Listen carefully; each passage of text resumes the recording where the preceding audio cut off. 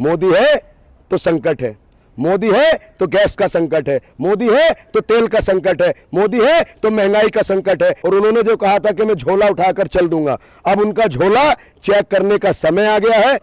कृषि मंत्री से किसानों की आय दुगनी नहीं हुई, गृह मंत्री से मणिपुर नहीं संभलता, और जो प्रधानमंत्री जी है उनसे देश नहीं संभलता, शिक्षा मंत्री से पेपर नहीं संभलता, तमाम चीजें लीक हो जाती हैं। देश को इस संकट में भाजपा ने अगर लाने का काम किया है तो वो सिर्फ और सिर्फ नरेंद्र मोदी जी ने अपनी कुर्सी और सत्ता को पाने के लिए पूरे देश को संकट में लाकर खड़ा कर दिया है।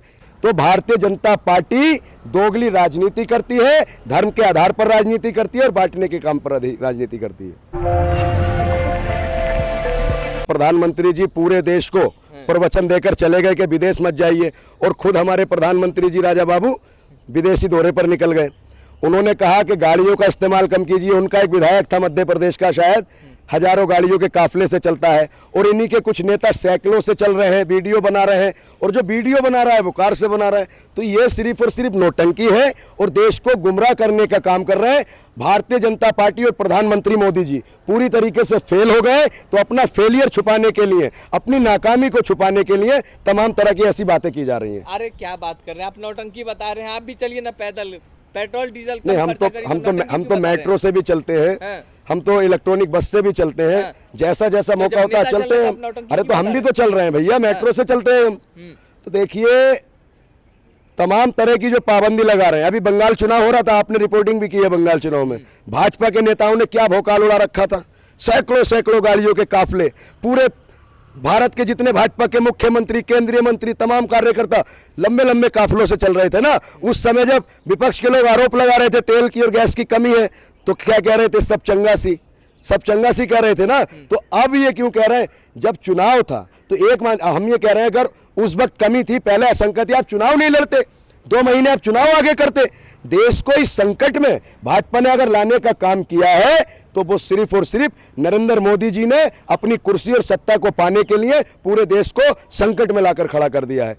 एक नारा चला था कि मोदी है तो मुमकिन है, अब एक नारा चलना चाहिए, मोदी है तो संकट है, मोदी है तो गैस का संकट है, मोदी है तो तेल का संकट है, मोदी है तो महंगाई का संकट है, मोदी है तो महंगाई का संकट है, मोदी है तो बेरोजगारी का संकट है, मोदी है तो देश में जो ये माहौल है इसका संकट है। अरे कैसी बात कर रहे हैं, लोग कह रहे हैं कि ये नरेंद्र मोदी हैं जो संभाल रहे हैं देश को। वैश्विक स्तर पे ये जो आपदा आई हुई है, मोदी जी 11 साल से है, इससे पहले तो देश था ही नहीं, देश को लोग संभाल ही नहीं पा रहे थे। लोगों ने खाना भी 2014 के बाद खाना शुरू किया है, जो स्कूल थे, गाड़ियां थी, ये भी 2014 के बाद आई हैं। तो देखिए प्रधानमंत्री जी का दायित्व है, वो एक संवैधानिक पद पर बैठे हैं, हमारा उनसे सवाल पूछने का अधिकार है, उनको जवाब देना पड़ेगा। अपनी नाकामी को छुपाने के लिए, अपने फेलियर को छुपाने के लिए जनता पर ठीकरा ना फोड़े। देखिए लाल बहादुर शास्त्री जी जब प्रधानमंत्री थे, उन्होंने जब त्याग की बात कही थी ना, तो सबसे पहले उन्होंने अपना एक वक्त का खाना छोड़ा था। एक धोती में वो चलते थे, उन्होंने एक नारा दिया था कि जय जवान और जय किसान।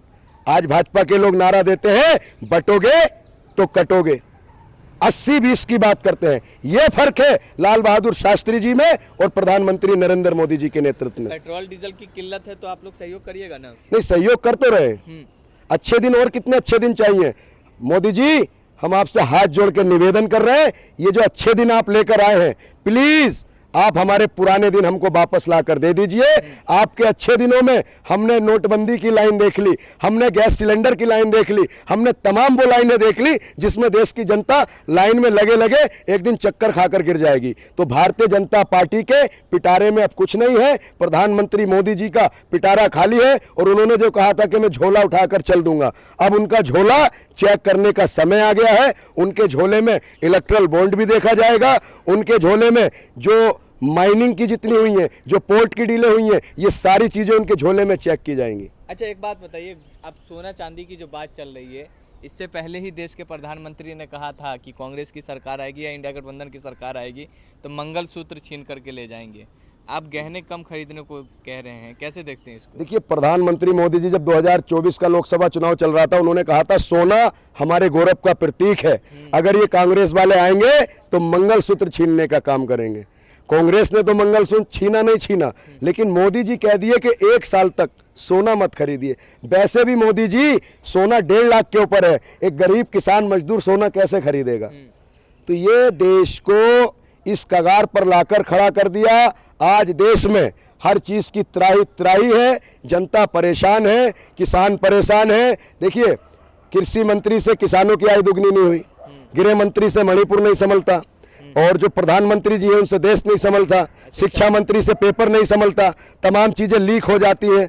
तो ये बताइए, और एक तरफ कहा जाता है देश सुरक्षित हाथों में है, इतनी लीक हुई। खान सर ने क्या कहा जो भी पेपर लीक हुआ कि 10 रुपए वाला डायपर लीक नहीं होता, और भैया पेपर ससुरा लीक हो जाता है। ये बताइए, ऐसे मजबूत हाथों में देश दिया है, और कितने मजबूत हाथों में देश चाहिए।